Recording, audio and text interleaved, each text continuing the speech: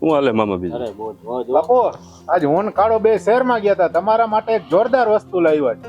હું વાત આ કરે? વિકાસજી બાપુ આ સિગરેટ લાવ્યા છે બજારમાંથી.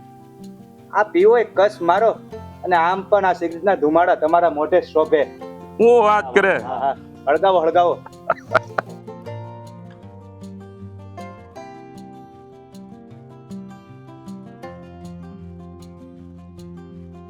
જોયું વટ પડી જાય બાકી બાપુનો.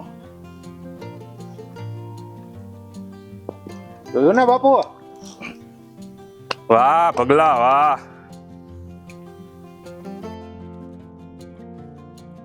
બાકી લાવ્યો હો કાળો? આટલી બધી ચાપલુસી કરવાની શું જરૂર છે? જયરાજસિંહ વળી ક્યાં આટલો બધો મોટો માણસ થઈ ગયો છે કે તમે બધા આટલી બધી ચાપલુસી કરો છો? છાનો મોનો બેસ, હજી તું છોકરો છો, તને આમાં ખબર ના પડે. બાપુ કેવીક મજા આવે છે. અરે કાળો કાંઈ નો ઘટે હો. તું હજી આ જયરાજસિંહ બાપુને ઓળખતો નથી. કરે તારે પણ આંબાની કેરીઓ અહીંયા દેવા આવી. અરે હું શું કામ મારા આંબાની કેરી કોઈને આપું? અરે એમને આપી કરતા તો પછી આ કુડાને કાગડાને કે કોયલને ન ખવડાવી દઉં. આપણે અંદા એક જ જ્ઞાતિના છીએ. અહીંયા નથી કોઈ રાંક કે નથી કોઈ રાણો.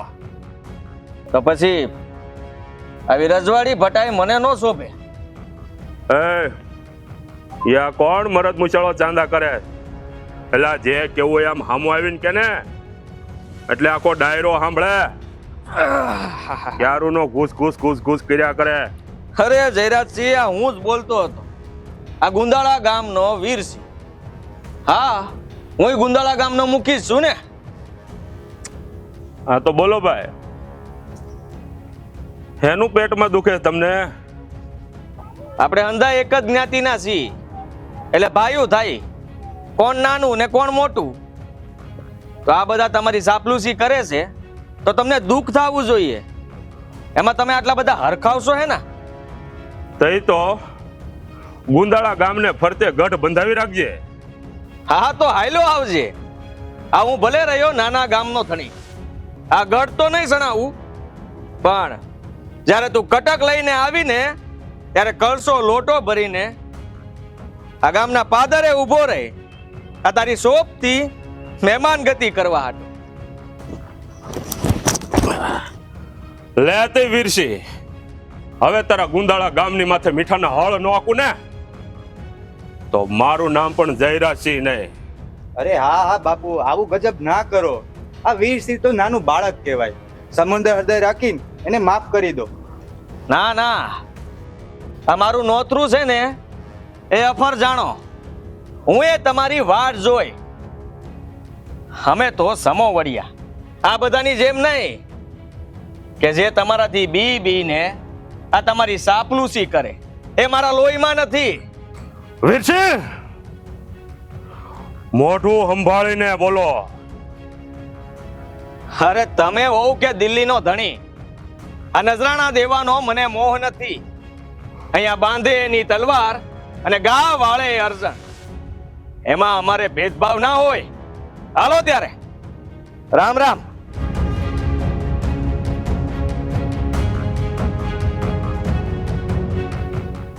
આનો જવાબ તો વખત આવે હું દે.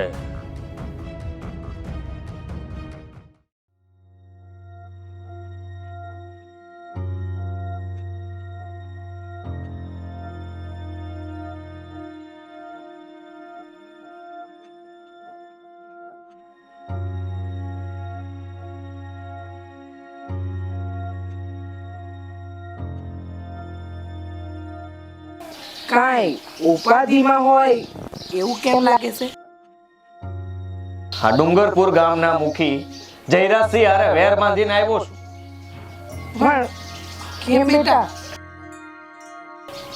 તમને તો ખબર છે ને કે મને કોઈની ખોટી ચાપલુસી કરતા નથી આવડતું, અને એટલે જ એને મારી વાત ન ગમી. બહુ સારું કર્યું ભાઈ. આ લોહીમાં રહેલી સૂર્યતાને ગીરે મૂકી એના કરતા તો હામી સાથે લડી રહેવું સારું. અરે બેટા, પણ જયરાજસિંહ બહુ નકામો માણસ છે. અરે ગામ ભાગશે, ગામને નુકસાન કરશે અને આખું નુકસાન ગુંદાળા ગામે એકલાએ ભોગવવું પડશે. તમે જરાય ચિંતા ના કરો. આ વખત આવે આખું ગામ મારી ઢાલ બનીને ઊભું રહે. બા વખત આ બધું જોયું જાય અતાણે ઉપાધિ મેલો ને. બેટા હવે તો માતાજીને પ્રાર્થના કરવી રહી કે આ જયરાજસિંહને સદબુદ્ધિ આલે અને આ વેરની ભાવના એના મનમાંથી કાઢી નાખે. હા, એવું થાય તો સારું. તો આપણા ગામના નિર્દોષ લોકોનું લોહી ન રેડે.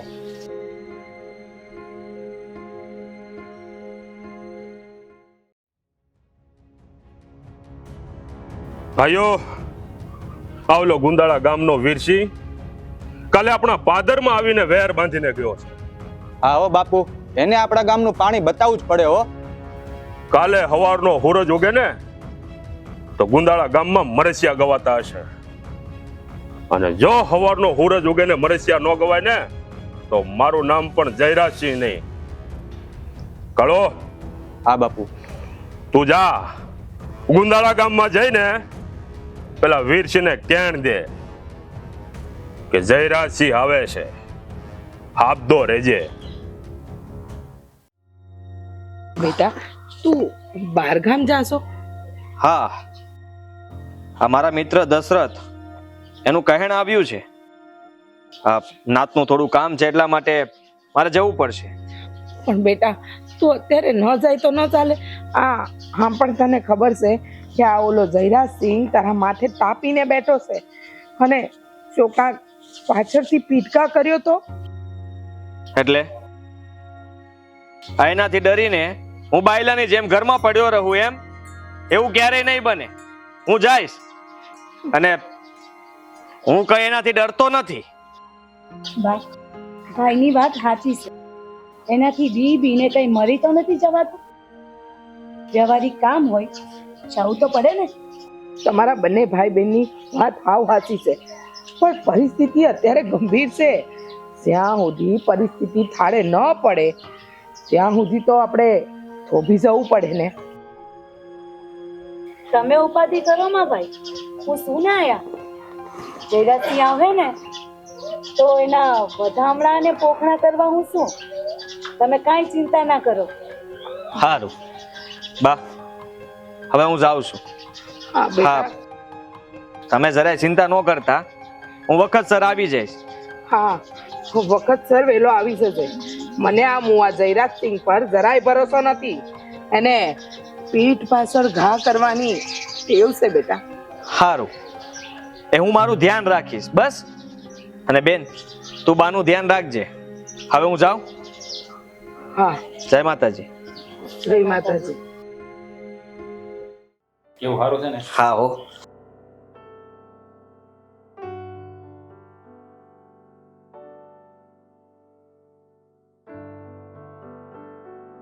તો હાલો દશરથસિંહ, હવે હું રજા લઉં. અરે એમ કઈ થોડું જવાય. હા, રોટલા ખાઈને જવાનું હોય ને.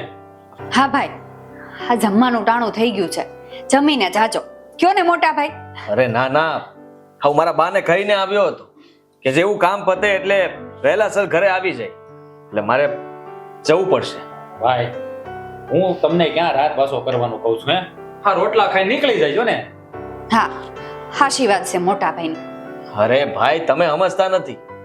અમારા ગામ ઉપર આ જયરાજસિંહ નામનું જોખમ તોળાઈ રહ્યું છે અને મારો જીવ અતાણે ત્યાં છે. આજે મને ન રોકો. પણ ભાઈ, હા રોટલા ખાધા વગર હું તમને નહીં જવા દઉં. તમને મારા હમશે. અરે પણ, અરે આ હું કર્યું બેન? તમે મને હમમાં બાંધી લીધો. જો પણ જટ ઉતાવળ રાખજો. હા હા હા, તમે બેહો, હું હમણાં ભાણું પીરસું છું. હાલો. આ છે ને બેન બહુ જીદી છે. હવે કીધું છે ને રોટલા ખવડાવીને મોકલ છે. ભાઈ ઉપાધિ કરો માં, હવે હારાવાના થઈ જાય. આ સોરો હજુ નથી દેખાણો. કીધું તું કે સમયસર પાછો આવી જશે, પણ મારી એકેય વાત નથી માનતો. હે વીરસિંહ, ઘરમાંથી બારો નીકળ, બારો. આમ બાયલાની જેમ ઘરમાં હંતાઈને હું બેઠો છો?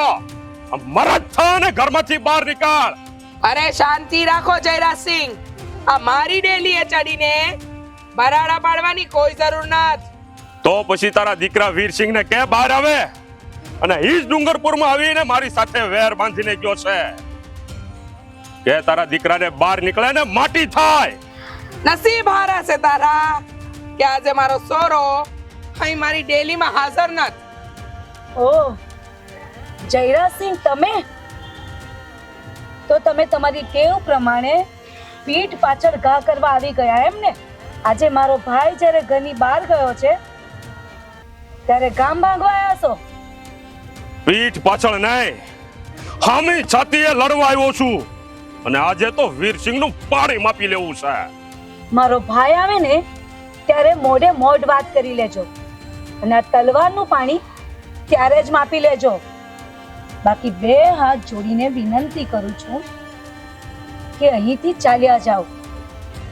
એમ ખાલી હાથે પાછો જાય તો આ જયરાજસિંહ હેનો, અને તમારું ગુંદાળા ગામ તો ધમરોળી જ નાખ્યું છે.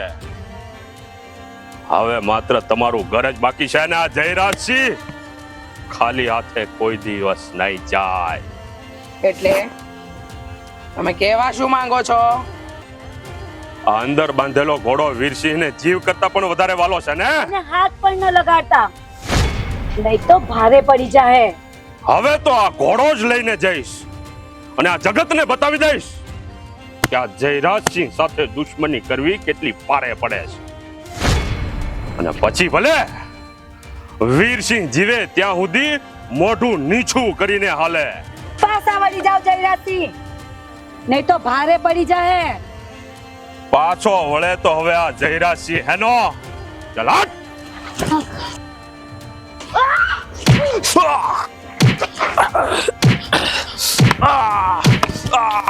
બેટા બેટા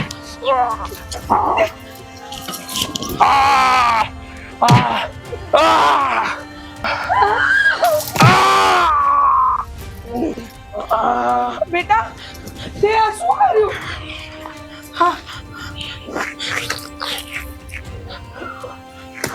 મરી ગયો. બા, આવા રાક્ષસનું આ ધરતી પર એવું બોજ છે. ધરતી પર એવું બોજ છે, પણ આપણે ગામ આખાને હું જવાબ દઈશું? બેટા, તું આને મારી નાખ્યું, ગામમાં આ વાતના સમાચાર ખબર પડશે તો હાહાકાર મચી જાય. બા, તમે આ ઉપાધિ કરો માં. ઉપાધિ ન કરું તો શું કરું? હા, તું હું બોલે છે, તને ભાન છે વીરસિંહ અહીંયા નથી, અને ત્યાં જયરાજસિંહને મોતને હવાલે ઢાળી દીધો છે. બેટા, બા, ભાઈ આવે ને તાણે જોયું જાહે. તાણે જોયું છે? અરે બેટા, તારો ભાઈ માલપર ગામ ગયો છે, વીરસિંહને કાંઈ ખબર નથી. પહેલા આને હંતાડી દઈએ. અંતાડી દઈએ, પણ વીરસિંહને ખબર તો પહોંચાડવી પડશે ને કે આવું કઈ થઈ ગયું છે. એ તો ડુંગરપુર. બા, તમે જરાય ચિંતા ના કરો. હું હમણાં જ બગલાને મોકલું છું કે ડુંગર પર ઉપર ચડાઈ કરતા પહેલા વીરસિંહને કે મને મળે, અને જો નહીં મળે ને તો એને મારા હમશે. હા, પણ ત્યાં સુધી હા જયરાજસિંહને તો ઠેકાણે પાડવો પડશે.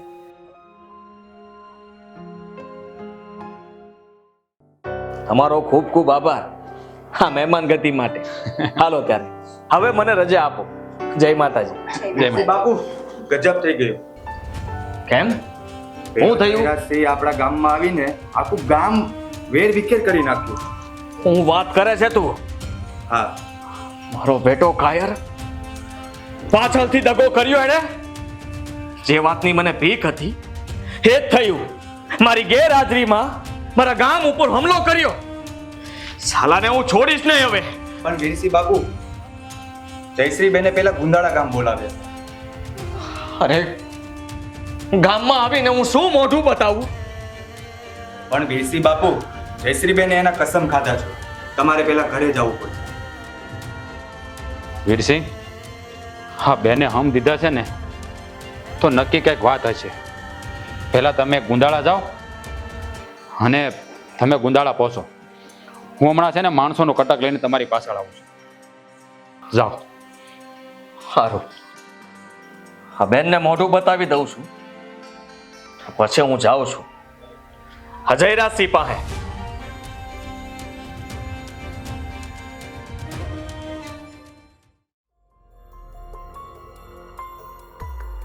એવું તે શું કામ હતું કે બેન તે મને પહેલા અહીંયા બોલાવ્યો?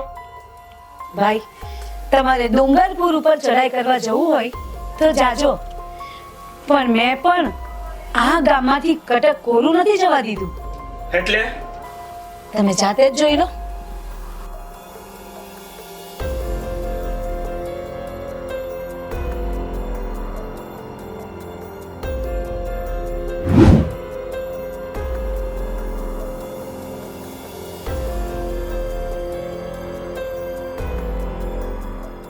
વાહ મારી બેન વાહ, તે તો મારી લાજ રાખી લીધી. આ પાપીને એના કર્મોની સજા મળી ગઈ.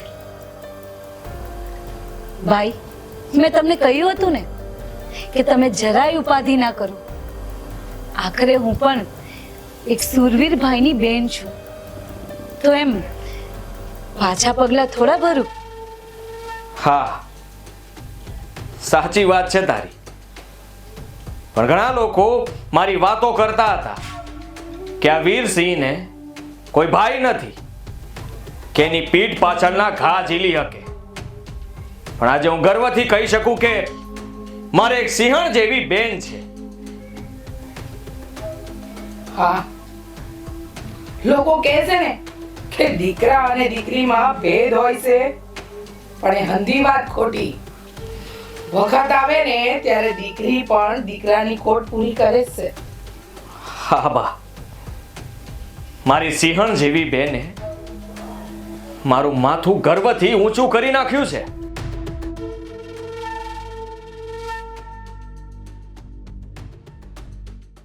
મારા ભૈલા,